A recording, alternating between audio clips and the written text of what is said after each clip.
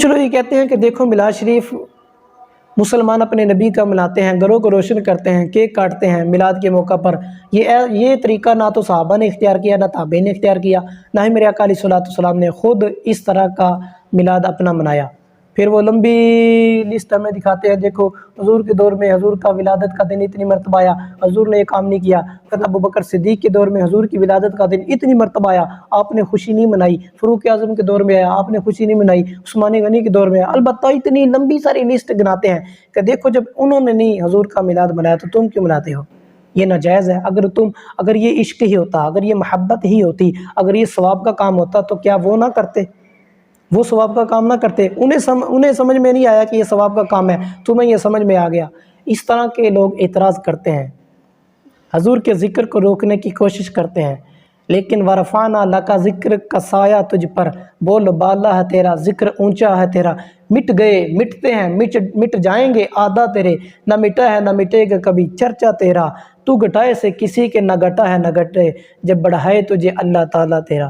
میرے امام نے تو ہمیں یہ عقیدہ عطا فرمایا، قرآن نے بھی ارشاد فرما دیا وَلَلْآخِرَةُ خَيْرٌ لَكَ مِنَ الْأُولَىٰ، اے محبوب ہر آنے والی گھڑی تمہاری پچھلی گھڑی سے بہتر ہوگی۔ رب نے اپنے محبوب کا ذکر خود بلند کیا، اور جس کا ذکر رب بلند کرنے والا ہو اس کے ذکر کو مخلوق کیسے روک سکتی ہے؟ تو یہ کہنا کہ یہ صحابہ نے نہیں کیا، تابعین نے نہیں کیا تو ہم کیوں کرتے ہیں، یہ ایک اعتراض، ایک یوں سمجھ لیں کہ بے دھڑنگی سی دلیل ہے۔ کوئی کسی بھی مسلک سے تعلق رکھتا ہے، میں اس سے پوچھتا ہوں کہ وہ جب ان کے قاری صاحب جمعہ پڑھاتے ہیں، جمعہ کے خطبے کے اندر کیا ابو بکر صدیق کا ذکر نہیں کرتے؟ کیا فاروق اعظم کا ذکر نہیں کرتے؟ کیا عثمان غنی کا ذکر نہیں کرتے؟ کیا مولا علی کا ذکر نہیں کرتے؟ کیا حضور کے مبارک چچاؤں کا حضرت امیر حمزہ حضرت عباس رضی اللہ عنہما کا ذکر نہیں کرتے؟ حالانکہ نہ کسی صحابی نے جمعہ کے خطبے کے اندر شیخین کا ذکر کیا، تاجدار صداقت ابو بکر صدیق تاجدار عدالت فاروق اعظم کا، اور نہ ہی حضور کے چچاؤں کا حضرت امیر حمزہ حضرت عباس کا ذکر نہیں کیا۔ اس پر تو سبھی عمل کرتے ہیں، حالانکہ نہ کسی صحابی نے یہ خطبے میں پڑھا، نہ حضور نے اس کا حکم دیا، نہ تابعین نے پڑھا، حالانکہ سب پڑھتے ہیں، اس کو ناجائز نہیں کہتے۔ اگر اس کے بارے میں پوچھا جائے تو یہی کہتے ہیں کہ یار یہ ایک اچھا عمل ہے، اچھا کام ہے، حضور کے چچاؤں کا ذکر کرنا کون سی بری بات ہے؟ حضور کے خلفاء کا ذکر کرنا، تاجدار صداقت ابو بکر صدیق تاجدار عدالت فاروق اعظم کا ذکر کرنا، یہ کون سی بری بات ہے؟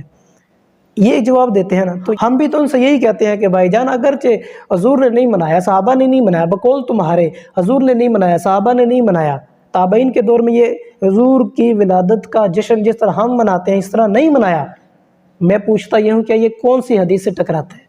یہ کون سی قرآن کی آیت سے ٹکراتا ہے؟ یہ بھی ایک اچھا عمل ہے، یہ بھی ایک ثواب کا کام ہے۔